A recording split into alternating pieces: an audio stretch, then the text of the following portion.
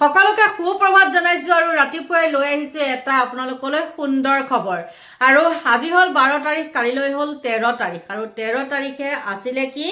দুলু আহমেদে যিটো কেছ ছিংগাপুৰত দিছিলে সেই কেছটোৰ কাইলৈ প্ৰতিবেদন প্ৰকাশ পাব। আৰু সেই প্ৰতিবেদনত প্ৰকাশ পাব কি তেওঁলোক দোষী হয় নে নহয়, কেনেকুৱা কি সকলোখিনি তদন্ত, সেই তদন্তৰ গোটেই প্ৰকাশ পাব। মৃত্যুত ৰহস্য আছিল নে নাই। গতিকে তেওঁ লিখিছে যে 13 ফেব্ৰুৱাৰীত ছিংগাপুৰৰ আদালতে জুবিন গাৰ্গৰ মৃত্যুৰ আঁৰত কিবা ৰহস্য আছে নে নাই তাৰে প্ৰতিবেদন প্ৰকাশ কৰিব। এই আদালতেতো দোষী নিৰ্দোষী নিৰ্ধাৰণ কৰিব নোৱাৰে। মোৰ অধিবক্তাৰ লগত কথা পাতি জানিলো যে 70% ভাল খবৰ অহাৰ সম্ভাৱনা আছে। গতিকে আপোনালোকে আশীৰ্বাদ কৰিব দেই। যিকোনো প্ৰকাৰে জুবিন গাৰ্গে ন্যায় পোৱাটোহে আমাক লাগে। দেখিছে নহয় আলাই আথানি হ'লেই। আৰু যেতিয়া নেকি এজন বিশেষ সম্প্ৰদায়, দুলু আহমেদো কেনেকুৱা মিলিছে চাওক দেই, দুলু আহমেদো আৰু ইফালে সেই বুলবুল হুছেইন নামৰ সেই যুৱকজনে যদি আজি সেই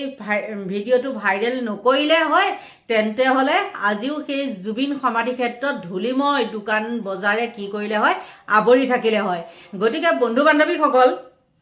বহুত দুখৰ বিষয়। এইবিলাক কাম কৰিব লাগিছিল কেতিয়া, আৰু কোনোবাই ভিডিঅ' বনাই দিয়াৰ পিছতহে সেইবিলাক কামলৈ আগবাঢ়ি যায়। আৰু তাতে কালি মই এটা ভিডিঅ' বনাইছিলোঁ। ভিডিঅ' বনাওঁতে এজনে মোক কৈছে, কোন আছিলে নাজানো, সেইজনে কৈছে যে কি পাৰ্থ কি গোস্বামী নে পাৰ্থ কিবা শৰ্মাই, এইজনৰ লগত আপোনাৰ কিবা আখেজ আছে নেকি? মোৰ একো আখেজ নাই। মোৰ এটাই মানে মানুহটোৰ প্ৰতি এটাই জানেনে, তেওঁ যেতিয়া জুবিন গাৰ্গ ঢুকাইছিলে তেওঁ কৈছে কি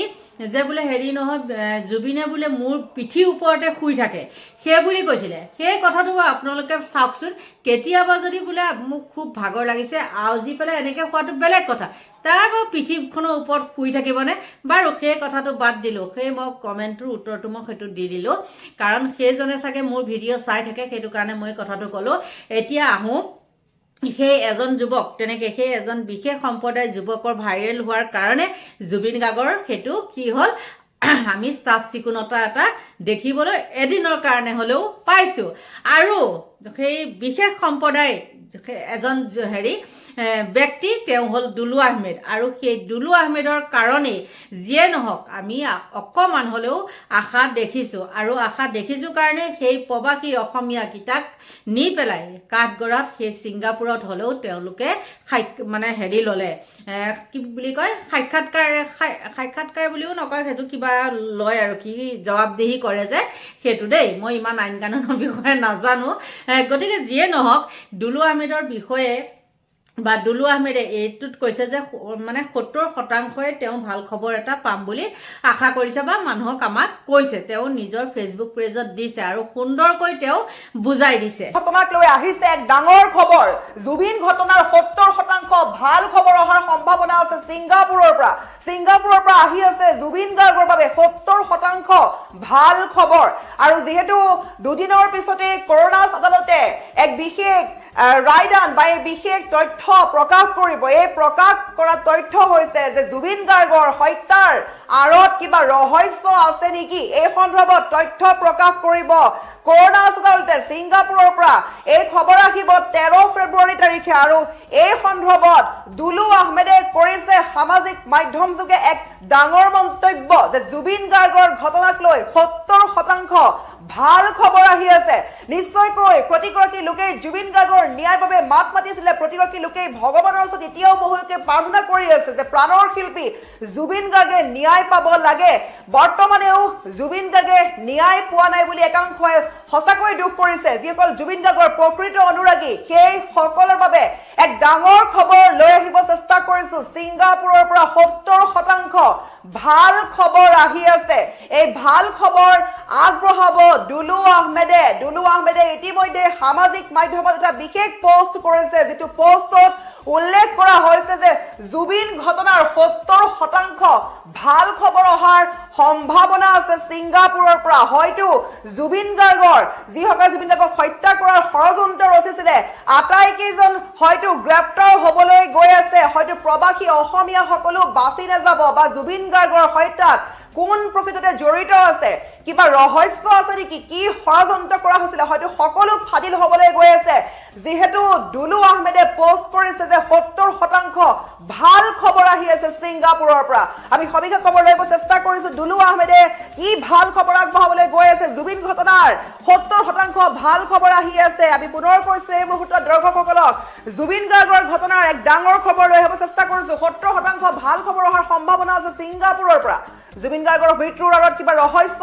নে নাই আছে নে নাই তাৰ প্ৰতিবেদন প্ৰকাশ কৰিবলৈ গৈ আছে ছিংগাপুৰে 13 ফেব্ৰুৱাৰী তাৰিখে ছিংগাপুৰৰ কৰোনাছ আদালতে প্ৰকাশ কৰিবলৈ গৈ আছে তথ্য আৰু দুলু আহমেদে লিখিছে যে মোৰ অধিবক্তাৰ লগত কথা পাতি জানিলো যে 70% ভাল খবৰ অহাৰ সম্ভাৱনা আছে গোচৰ তাত চলিব বুলি কৈছে আৰু দুলু আহমেদে এইদৰে ফেচবুক পোষ্ট কৰিছে আমি এই মুহূৰ্তত সেই পোষ্টটো দেখাবৰ চেষ্টা কৰিছো যে উল্লেখ কৰিছে দুলু আহমেদে কেইটামান মুহূৰ্তৰ পূৰ্বে যে 13 ফেব্ৰুৱাৰীত ছিংগাপুৰৰ কৰোনাছ আদালতে জুবিন গাৰ্গৰ মৃত্যুৰ আগত কিবা ৰহস্য নে নাই তাৰ প্ৰতিবেদন প্ৰকাশ কৰিব আৰু আদালতে দোষী বা নিৰ্দোষী নিৰ্ধাৰণ কৰিব নোৱাৰে কিন্তু মোৰ অধিবক্তাৰ লগত কথা পাতি জানিলো যে 70% ভাল খবৰ অহাৰ সম্ভাৱনা আছে আৰু এই গোচৰ তাত চলিব বুলি কৈছে অৰ্থাৎ এই গোচৰ ছিংগাপুৰতো চলিব বুলি কোৱা হৈছে যেহেতু দুখন দেশৰ দুটা ভিন্ন মত আছিল অসম চৰকাৰ বা আদালতৰ পৰা কোৱা হৈছিল যে জুবিন গাৰ্গক হত্যা কৰা হৈছে অসমৰ প্ৰশাসনে কৈছে হিমন্ত বিশ্ব শৰ্মাই এই কথা স্পষ্টভাৱে কৈছে যে জুবিন গাৰ্গক হত্যা কৰা হৈছে এগৰাকী ব্যক্তিয়ে হত্যা কৰিছে 3-4 গৰাকীয়ে সহায় কৰিছে আৰু এক প্ৰকাৰ অসমৰ পৰা বা অসম চৰকাৰে এই কথা স্পষ্টভাৱে কৈছে যে জুবিন গাৰ্গক হত্যা কৰা হৈছে আৰু যিখিনি ভিডিঅ' ক্লিপ আমি দেখা পাইছিলো সেই ভিডিঅ' ক্লিপবোৰ দেখাৰ সকলো মানুহে এটা কথাই ক'ব যে জুবিন গাৰ্গক ষড়যন্ত্ৰমূলকভাৱে প্ৰি প্লেনিংভাৱে মাৰ্ডাৰ কৰা হৈছে কোনেও এই কথা মানি ল'বলৈ টান পাইছে কিয়নো যিবোৰ ভিডিঅ' দেখা পোৱা গৈছে সেই ভিডিঅ' দেখা পোৱাৰ মাত্ৰকে মাথো এটাই প্ৰশ্ন আহিব যে জুবিন গাৰ্গক নিশ্চয়কৈ হত্যা কৰিছে কোনে হত্যা কৰিছে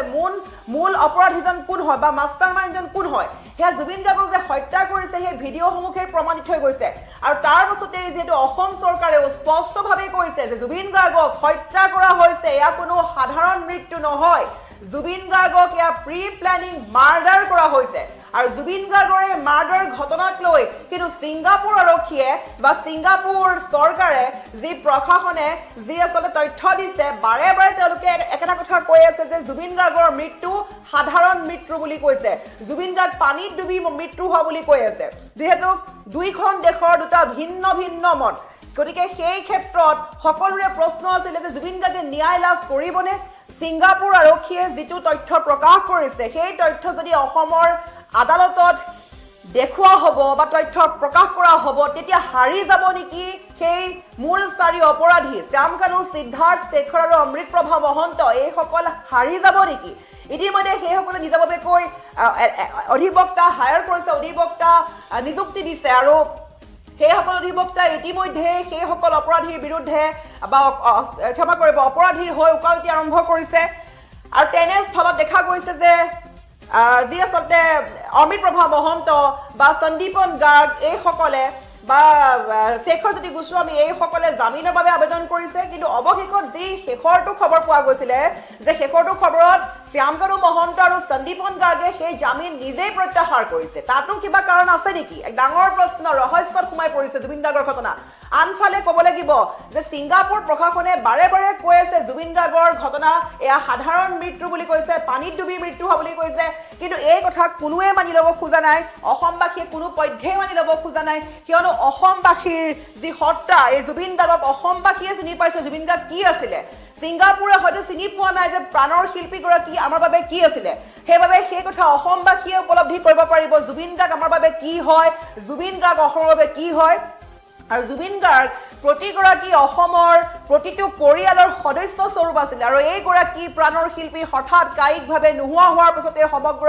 অসমে কান্দিছিলে 10-20 লাখ লোকে একেলগে কান্দিছিলে এই দিনটোলৈ মনত পেলাওক জুবিন গাৰ্গৰ যেতিয়া নষ্টৰদে আহি পাইছিল আহি পোৱাৰ সময়তে জুবিন গাৰ্গৰ নষ্টৰদে লৈ যোৱা গাড়ীখনৰ পিছে পিছে 10-20 লাখ মানুহে হাবাথুৰি খাই কান্দি কান্দি হিয়া ঢাকুৰি কান্দিছিলে কান্দি কান্দি প্ৰাণৰ শিল্পীগৰাকীৰ পিছে পিছে দৌৰি গৈছিল আৰু সেই দিনটো সকলোৰে নিশ্চয়কৈ মনত আছে আৰু কিন্তু তাৰ পাছতে কিন্তু ছিংগাপুৰ প্ৰশাসনে বা ছিংগাপুৰ চৰকাৰে যি তথ্য দিছে যে জুবিন গাৰ্গক হত্যা কৰা নাই জুবিন গাৰ্গ পানীত ডুবি মৃত্যু হৈছে কিন্তু এই কথা অসমবাসীয়ে কোনো পধ্যে মানি ল'ব